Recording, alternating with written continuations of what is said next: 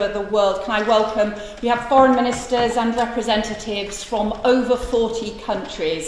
እዚህ ሆርሙዝ የተሰኘ ሰርጥ ያሰባሰባቸው የአንድ መስመር መዘጋት ያገናኛቸው 40 ሀገራት ለምክክር ተቀምጠዋል። ምንና ድርግ ኢራን የዓለምን ኢኮኖሚ ያገተችው አንቃ የያዘችው ወሽመጥ የዓለምን የኢኮኖሚ ወሽመጥ ቆርጦታል እያሉ ነው።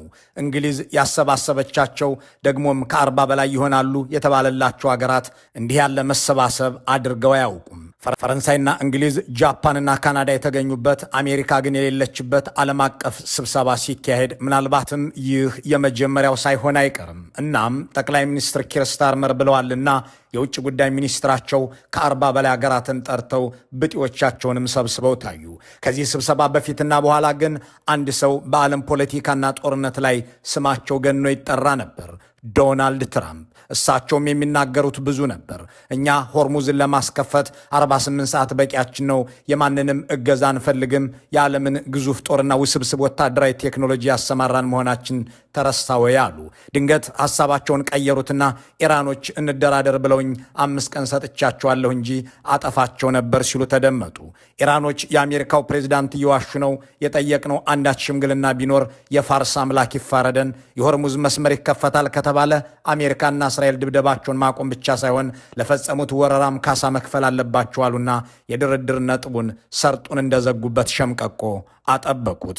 በዚህ ጊዜ ትራምፕ ይችን ሀገር ወደ ድንጋይ ዘመን ልቀይራት ነው ሲሉ ዛቱ። አውሮፓዎችም ኑ እስኪ ተባብረን ኢራንን እንውጋት፣ ባህር ኃይሎቻችንም ይሰማሩና በዚያ ሰርጥ ውስጥ ይፋለሙ ሲሉ ጥሪ ያቀረቡላቸው። የአውሮፓ ጎበዛዝትም እንኳን የባህር ኃይላቸውን ሊልኩ ይግረማችሁም ብለው የአየር ክልላችንም የአሜሪካ አውሮፕላኖች ዝር እንዳይሉበት ሲሉ ዝግት አደረጉት። በዚህ ጊዜ ትራምፕ እያንዳንዱን መሪና አገር በስም እየጠሩ ማጣጣል ጀመሩ። የፈረንሳዩን ፕሬዝዳንት ያ ሚስቱ መንጋጭላውን በጥፊ የምታጮልለት ሰውዬ ሲሉ ዘለፏቸው። የእንግሊዙን ኪር ስታርመርን የሚገባህ ከሆነ እኛ ያንን ሰርጥ አንጠቀምበትም፣ የማታውቅም ከሆነ እኛ ከውጭ ሀገር ነዳጅ አንገዛም፣ ከፈለግህ ሄደህ ተዋግታ አስለቅቀው አሏቸው። ዊ ዶንት ኒድ ኢት፣ ሆርሙዝን ዛሬም ነገም አንፈልገውም። The United States imports almost no oil through the Hormuz Strait and won't be taking any in the future. We don't need it. We haven't needed it and we don't need it. ድሮም የመውጫ ስትራቴጂ አልነበራቸውም የሚባሉት ትራምፕ ጦርነቱን እንደመጀመራቸው መጠን የሚተባበራቸው ብቻ ሳይሆን የሚያመልጡበትን መንገድ ሲጠፋቸው እኛ እኮ ስለ ሆርሙዝ ያገባንም ብለዋል። በእርግጥ ኢራን ዓለምን እያንቀጠቀጠችበት ያለው ድሮኗ ወይም ሚሳይሏ አሊያም የሚፈራው ኒውክለሩ አይደለም። ለቴህራን ትልቁ ትጥቅ ተፈጥሯዊው የሆርሙዝ ሰርጥ ሆኗል። ጥያቄው አሜሪካ በእርግጥ የሆርሙዝ መዘጋት አይጎዳትም ወይ የሚለው ብቻ አይደለም። እንግሊዝ ያሰባሰበቻቸው ከ40 በላይ የሆኑት ሀገራትስ ይህንን ማስከፈት ይቻላቸዋል ወይ? የውጭ ጉዳይ ሚኒስትሯ ከዌስት ሚኒስተር ሲናገሩ ይህንን ሰርጥ ለማስከፈት ሁሉንም አማራጭ እንጠቀማለን ብለው ነበር። ይህ ንግግራቸው ወታደራዊ አማራጭ አለበት ወይ የሚለውን ያብራራ አልነበረም። ሆኖም የእነዚሁ ሀገራት የመከላከያ መሪዎች እንደገና ለብቻቸው በእንግሊዝ ሰብሳቢነት ሊገናኙ ነው ሲባል እሳትና ብረት ጠረጴዛው ላይ አሉ እንዴ የሚልን ጥያቄ አስነስቷል። ቁም ነገሩ ወታደራዊ አማራጩ ሲያዋጣሉ የሚለው ነው። ይህ ሁሉ ካልሆነ ታዲያ ሆርሙዝን የሚከፍተው ወይም የሚያስከፍተው ማን ነው?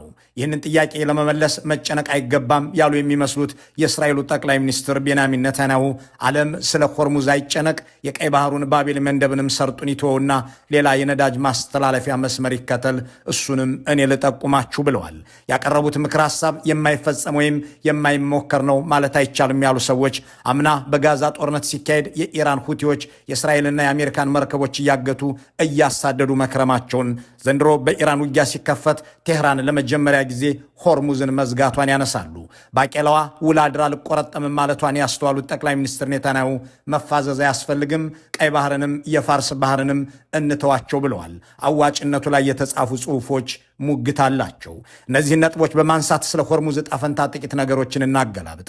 ስትራቴጂካዊውን ሰርጥ በአንድ ጥግ ላይ ሆነው የዘጉት ኢራኖች የባህር ላይ ኬላ ያቆሙበትን አስደናቂ ሰሞን እንመልከት። በቅድሚያ ግን ሆርሙዝ ተዘጋ ሲባል እንዴት ነው ከሚለው እንነሳ። The Strait of Hormuz is a narrow stretch of water that links the Persian Gulf to the rest of the world. About a fifth of the world's oil flows through it. That's the world's produced oil, the world's... የዓለምን 1/5 ነዳጅ የሚያስተላልፈው ጠባቡ ግን ደግሞ ስትራቴጂካዊ የሆርሙዝ የውሃ ሰርጥ የባህር ላይ ኬላ የሚል ስያሜ ያለው ነው። ይህንን ኬላ ያቆመው ደግሞ የኢራኑ አብዮታዊ ጦር IRGC ነው። ይህንን የውሃ መስመር ላንቃውን ዘጋው ሲባል በባህሩ ላይ የሚያልፉ መርከቦችን በፍጥነት የሚያጠቁ ጀልባዎች፣ ድሮኖችን፣ ጸረ መርከብ ሚሳይሎችን ተጠቅሞ እርምጃ ወሰደ ማለት ነው የሚለውን የጻፈው ጄምስ ሬኖ በዘ ኢንዲፔንደንት ጥልቅ ትንተናው ሌሎች አሃዛዊ እውነቶችን ይጨምርልናል። ኢራን ይህንን የባህር መስመር ያለኔ ፈቃድ የማይንቀሳቀስ ተፈጥሮ ነው ብላ ከዘጋችው ጊዜ ጀምሮ በቀጥታ 23 ጥቃቶችን በንግድ መርከቦች ላይ ፈጽማለች። ይህ ከውጪ ከሰማይ ወይም ከባህሩ ዳርቻ ላይ በመሆን የተፈጸመ ጥቃት ነው። ከዚህ የከፉ ነገሮችም በዚያ ጉደኛ ባህር ውስጥ ተከናውነዋል። የኢራን ጦር በንግድ መርከቦች መተላለፊያ መስመሮች ላይ የባህር ውስጥ ፈንጂዎችን ቀብረዋል። ይህም የውጭ ሀገር የባህር ኃይሎች በፍጥነት ለማጽዳት የሚቸገሩበትን ድብቅና ከፍተኛም አደገኛም ሁኔታ ተፈጥሯል ተብሏል። በተራሮች ወይም በሜዳማ ቦታዎች ላይ ብቻ ፈንጂ እንደሚቀበር እየሰሙ ለኖሩ የየብስ ዓለም ዜጎች ይህ እንግዳ ሊመስላቸው ይችላል። በሆርሙዝ ግን ውሃ ውስጥም ጸረ መርከብ ፈንጂ ተቀብሮ ሲረገጥ እንዲፈነዳ ይደረጋል። ስሙንም ናቫል ማይኒንግ እንዳሉት የምትገልጸው የኤንፒአሯ ጋዜጠኛ ካሚላ ዶሞኔስኬ በዚሁ የውሃ ክልል ውስጥ የተከሰተን ነገር መተረኳን ስትቀጥል የኢራኖችን የኤሌክትሮኒክ ጦርነት በዚህ ባህር ላይ ታስነብባለች። ይህ ኤሌክትሮኒክ ወልፌር እንደ ሳተላይት ማታለያ ወይም ስፑፊንግና GNSS ያሉ ዘዴዎችን በመጠቀም የነዳጅ ጫኝ መርከቦችን የጉዞ አቅጣጫ መጠቆሚያ ዘዴዎችን ለማስተጓጎል ጥቅም ላይ እየዋሉ ነው። ይህም ጠባብ የሆነውን ያንን ጠባብ ሰርጥ ልለፍ ቢሉ መስመራቸውን ትተው እንዲሄዱ ወይም የጉዞ እቅዳቸው እንዲዛባ ያደርጋል ነው ነገሩ። ሌላኛው የሆርሙዝን መዘጋት ውጤታማ ያደረገው ዘዴ ደግሞ የመርከቦች ኢንሹራንስ እንዲንር ማድረግ ነው። ጥቃት ይደርስብናል በሚል ፍርሃት ምክንያት ዓለም አቀፍ የመድን ሰጪ ድርጅቶች የጦርነት ስጋት ዋስትናን ሽፋኑን ሰርዘውታል። እናም ያለ ኢንሹራንስ ሽፋን አብዛኞቹ የመርከብ ባለቤቶች ወደ ፋርስ ባህረ ሰላጤ ለመግባት አልፈቀዱም። ይህም መደበኛው የነዳጅ ጫኝ መርከቦች እንቅስቃሴ ከ70 እስከ 100% እንዲያሽቆለቁል አድርጎታል። ሆርሙዝ ተዘጋ ሲባል ልጓዝ ብሎ የሚነሳ መርከብ አንድም ኢንሹራንስ የሚገባለት የለም ወይም በኤሌክትሮኒክስ ዘዴ ጂፒኤሱ እንዳይሰራለት ይደረጋል። ደፍሮና ቀንቶት ወደ ሰርጡ ቢገባ ደግሞ በድሮንና ሚሳይል ይመታል። ከነዚህ አልፎ ቢሄድ የተጠመደ የውሃ ውስጥ ፈንጂ ነቅቶና ተቀባብሎ ይጠብቀዋል ማለት ነው። ይህ በመሆኑም በቀን ከ9 እስከ 11 ሚሊዮን በርሜል የሚደርስ ነዳጅ ከዓለም አቀፍ የንግድ ፍሰት ውስጥ እንዲቀንስ ሆኗል። ይህንን ጦርነት ጀምረው ሆርሙዝን ለመዘጋት የዳረጉትና ወር ዊዛውት ስትራቴጂ እየተባለ የሚጻፍባቸው ዶናልድ ትራምፕ የባህር መስመሩን ስለማስከፈት በተለይ የኔቶ ሀገራትን እንተጋገዝ ሲሉ ከርመው በመጨረሻ እንደውም አላቅላችሁም አሜሪካ እኮ ይህንን የባህር መስመር ተጠቅማበትም አታውቅ፣ ደግሞም እኮ እኛ ነዳጅ ከውጭ አንገዛም፣ ይህ ባህር ሰርጥ ተከፈተ ተዘጋ የእኛ ጉዳይ አይደለም፣ ከፈለጋችሁ ከእኛ ነዳጅ ግዙ፣ ካልሆነ ሄዳችሁ ከኢራን ጋር ተዋጉ፣ ሆርሙዝን ማስከፍቱት ብለዋል። The countries of the world that do receive oil through the Hormuz Strait must take care of that passage. They must cherish it. They must grab it and cherish it. They can do it easily. በሆርሙዝ ሰርጥ በኩል አልፎ የሚመጣ ነዳጅ የሚቀበሉ የዓለም ሀገራት ያንን መተላለፊያ መንከባከብ ይገባቸዋል። ሊንከባከቡት፣ ሊጠብቁትና ሊይዙት ይገባል። በእውነቱ ይህንን በቀላሉ ሊያደርጉት ይችላሉ። እኛ እናግዛቸዋለን። ነገር ግን በእጅጉ ለሚፈልጉት ነዳጅ ሲሉ እነሱ ተነሳሽነቱን መውሰድ አለባቸው። ስለዚህ ነዳጅ ማግኘት ላልቻሉትና አብዛኞቹ የኢራን መንግስትን ለማስወገድ በምናደርገው ጥረት ውስጥ ለመሳተፍ ፈቃደኛ ላልሆኑ ሀገራት አንድ ምክር ሀሳብ አለኝ። የመጀመሪያው ነዳጅ ከአሜሪካ ግዙ። እኛ ጋር በቂ እንደውም በጣም ብዙ ነዳጅ አለ። ሁለተኛ ትንሽ ዘግይቶ የመጣ ድፍረት ይኖራችሁ። ቀደም ብለን እኛ ስንጠይቃችሁ ከእኛ ጋር መሆን ነበረባችሁ። አሁን ግን ወደ ሰርጡ ሂዱና ዝም ብላችሁ ያዙት። በቃ ጠብቁት፣ ለራሳችሁም ተጠቀሙበት። ኢራንን በመሰረቱ አድቅቀንላችኋል። በኢኮኖሚም በውትድርናም ከባዱ ስራ ተሰርቶ አልቋል። ስለዚህ አሁን ቀላል ይሆንላችኋል። Go to the strait and just take it, protect it, use it for yourselves. Iran has been essentially decimated. ፕሬዚዳንት ትራምፕ ኢራን የገባሁት የኒውክሌር ትጥቅ ላስፈታ እንጂ የተዘጋ ሰርጥ ላስከፍት አይደለም ካሉ በኋላ የውሃ መስመሩ መዘጋት ነዳጅ ለማታስገባው አሜሪካ እርባና እንደሌለው ገልጸዋል። ባለሙያዎች ግን ይህንን የፕሬዚዳንቱን ንግግር አለማወቅ ሲሉ ተችተውታል። ሰንዴይ ጋርዲያን የአሜሪካ ኢነርጂ ባለስልጣንን ዋቢ አድርጎ ትራምፕ ሰርጡን ተጠቅመንበት አናውቅም ቢሉም የፈረንጆቹ 2026 ከገባ ጊዜ ጀምሮ ብቻ ከ400 ሺህ እስከ 500 ሺህ በርሜል የሚደርስ ነዳጅ በየቀኑ ታስገባ ነበር ይላል። ይህም አሜሪካ ከውጭ ከገዛችው ድፍድፍ ነዳጅ 2%፣ ከአጠቃላይ የአሜሪካ ነዳጅ ግብይት ደግሞ 7% ይሸፍናል ሲልም የፕሬዚዳንቱን ንግግር ሐሰት ብሎታል። ትራምፕ የሆርሙዝ መዘጋት እኛን የሚመለከት አይደለም አንፈልገውም ቢሉምም በኢኮኖሚክስ እይታ አሜሪካ በቀጥታ ከሆርሙዝ ነዳጅን ባትገዛ የዓለም የነዳጅ ዋጋ የሚወሰነው በዓለም አቀፍ ገበያ ወይም ግሎባል ማርኬት በመሆኑ ተጎጂ ትሆናለች። ሆርሙዝ ሲዘጋ የነዳጅ ዋጋ በከፍተኛ ሁኔታ ሚነራል፣ ይህ ደግሞ በአሜሪካ ውስጥ ያለውን የዋጋ ግሽበት ያባብሰዋል። ስለዚህ ጉዳቱ የኢነርጂ ሳይሆን የኢኮኖሚ መረጋጋትም ነው የሚለው የቢቢሲው ባልደረባ ቶም አሜሪካና ነዳጇ ከሆርሙዝ መዘጋት ጋር ቀጥተኛ ግንኙነት ስላላቸው በአሁኑ ወቅት በአገሪቱ ነዳጅ ዋጋው በብዙ እንዲጨምር ሆኗል ሲል ያብራራዋል።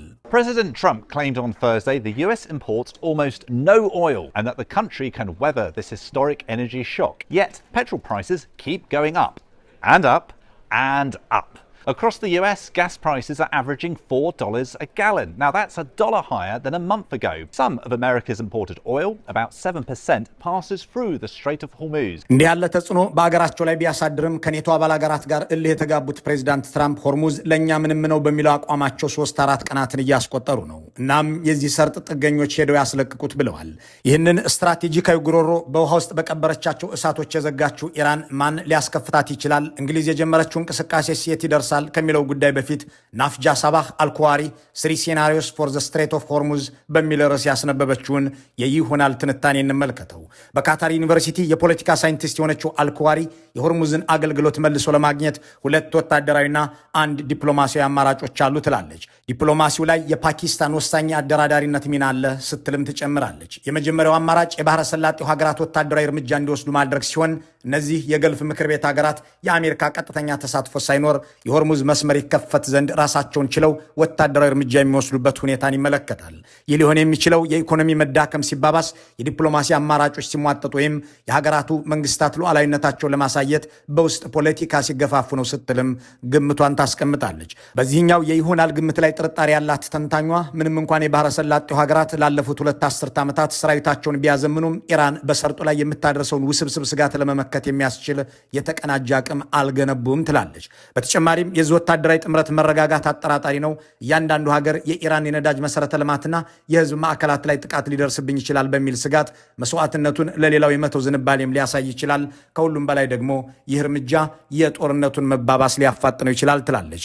ፓኪስታን ወታደራዊ ግጭት እንዳይባባስ በተደጋጋሚ ስታስጠነቀቅ መቆየቷን በማስታወስም የወታደራዊ እርምጃ ያለ ዲፕሎማሲያዊ ጥረት ከተጀመረ የፓኪስታን የአደራዳሪነት ሚና ሊፈርስና ቀውሱን ለመቆጣጠር የሚረዱ ጥቂት የሰላም መስመሮችም ሊዘጉ እንደሚችሉ ታስጠነቅቃለች።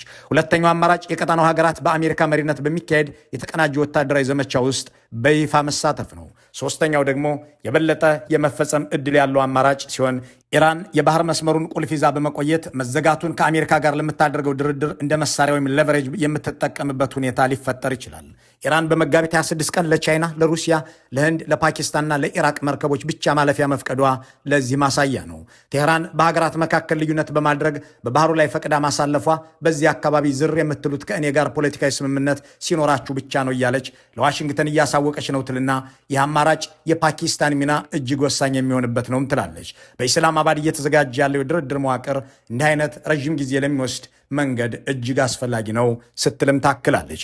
ከ40 በላይ ሀገራትን ሰብስቤ በኢንተርኔት መከሩህ የምትለው እንግሊዝ ደግሞ በጠቅላይ ሚኒስትሯ በኩል አጽንኦት የሰጠችው ወታደራዊ ጣልቃ ገብነትን ሳይሆን ፖለቲካዊና ዲፕሎማሲያዊ ተግባራትን ነው። ኪር ስታርመርም ከዚያች በዶናልድ ትራምፕ እሱ እኮ ዊንስተን ቸርችል አይደለም ተብሎ ካስተቸቻቸው አቋማቸው ፍንክቻ አይሉም። ይህ ጦርነት የኛ አይደለም፣ ተጎትተንም አንገባበትም፣ ስራችን ሆርሙዝን ስለማስከፈት ነው፣ እሱም ዲፕሎማሲያዊ አቅሞቻችንን አገላብጠን የምንፈጽመው ነው ብለዋል።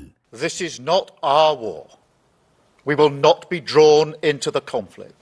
ይህ የኛ ጦርነት አይደለም፣ ወደ ግጭቱም ተጎትተን አንገባም። እንዲህ ያለው ነገር በብሔራዊ ጥቅማችን ውስጥ የለም። በብሪታንያ ያለውን የኑሮ ውድነት ለመደገፍ ልናደርገው የምንችለው በጣም ውጤታማ መንገድ በመካከለኛው ምስራቅ ያለውን ውጥረትም ለማርገብ ግፊት ማድረግና ለኃይል አቅርቦት እጅግ አስፈላጊ የሆነውን የሆርሙዝ የባህር መስመር እንደገና እንዲከፈት ማድረግ ነው። ለዚያ ግብ ስንል ያሉንን እያንዳንዱን ዲፕሎማሲያዊ አማራጮች ሁሉ እየመረመርን ነው። የውጭ ጉዳይ ሚኒስትሯ እና የገንዘብ ሚኒስትሩ በጂ7 ውስጥ ካሉ አቻዎቻቸው ጋር ተገናኝተዋል። የመከላከያ ሚኒስትሩ በመካከለኛው ምስራቅ ከባልደረቦቻቸው ጋር ይነጋገራሉ። ዩናይትድ ኪንግደም አሁን በመላው ባህረ ሰላጤው የባህር ላይ ደህንነትን ለማስጠበቅ 35 ሀገሮችን በጋራ የአቋም መግለጫ ዙሪያ አሰባስባለች። The Defence Secretary has been in the Middle East speaking to our partners, and the UK has now brought together 35 nations.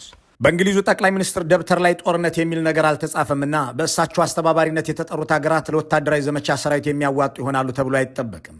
የዚህን ስብሰባ ፋይዳ ያብራሩት በዮርክ ዩኒቨርሲቲ የፖለቲካና ዓለም አቀፍ ግንኙነት ትምህርት ክፍል ፕሮፌሰሩ ክሪስቶፈር ፈዘርስቲዮን ለአልጀዚራ ሲናገሩ የዚህ ጉባኤ ወሳኝ ነጥብ ከአሜሪካ ውጭ ያሉ ሌሎች ሀገራት ነገሮችን ወደ ነበሩበት ለመመለስ በዲፕሎማሲያዊ መንገድም ለመንቀሳቀስ ቁርጠኛ መሆናቸውን ማሳየታቸው ነው ይላሉ።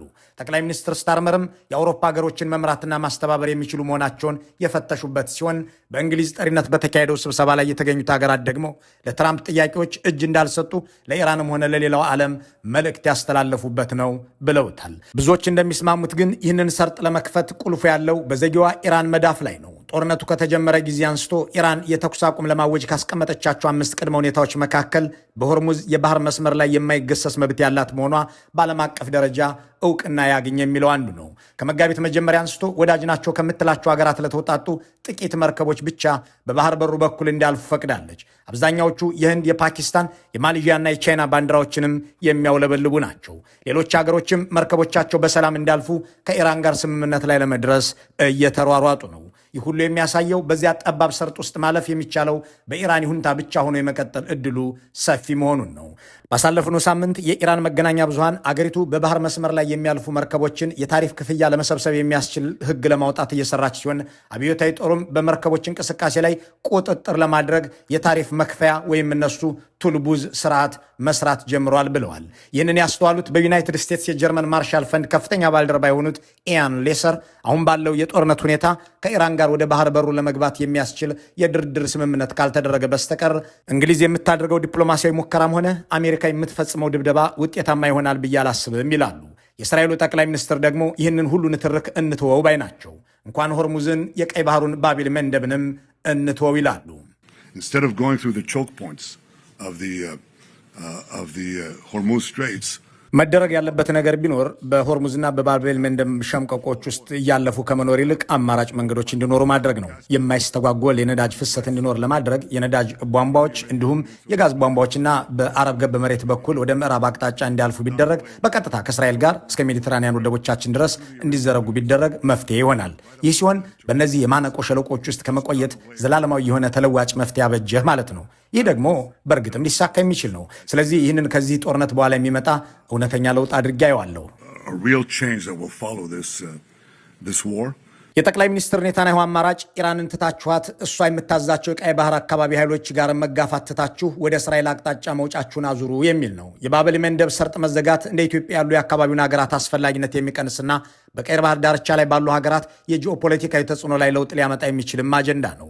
ይህን ሁሉን ተውና ከህንድ በተባበሩት አረብ ኤምሬቶች፣ ሳውዲና ዮርዳኖስ በኩል አድርጎ እስከ እስራኤልና አውሮፓ የሚደርስ መስመር ይኑረን የሚሉት ኔታንያሁ በተባበሩት መንግስታት ላይ ይዘውት በሚቀርቡት ዓመታዊ ካርታዎቻቸውም ላይ ሲያስረዱት ተስተውለዋል። እቅዱ በወረቀት ላይ ሲታይ አማላይና ጊዜም ወጪም ቆጣቢ ቢመስልም በተግባር ግን ሊተገበር የሚቸገረውን የሚሉ አስተያየት ሰጪዎች ማስረጃ ያስቀምጣሉ። በተለይ ሳውዲና እስራኤል መተማመን ላይ የተመሰረተ ዲፕሎማሲያዊ ግንኙነት ሊኖራቸው ይገባል ሲሉም ይሞግታሉ። የሆነው ሆኖ የዓለምን ጉሮሮ እንቅ አድርጋ የያዘችው ሆርሙዝ ንቅንቅ የማትልን ኢራንን የሚወዛገቡና መውጫ የቸገራቸው የሚመስሉትን ትራምፕን ቴህራንን በአሜሪካ ጉልበት መዋጋት የሚለውን ፖሊሲ እየተገበሩ ያሉትን ኔታንያሁንን ኑሮ ያስወደደባቸውን የዓለም ሀገራትን ከወዲህ ወዲያ እያደረገች ነው። ከሚዲያዎች ርዕስም ላይ የማትጠፋ ትልቅ ስም ሆናለች፣ በደማቁ የምትጻፍ ሆርሙዝ። መልካሙን ሁሉ በመመኘት በዚሁ እንሰናበታለን።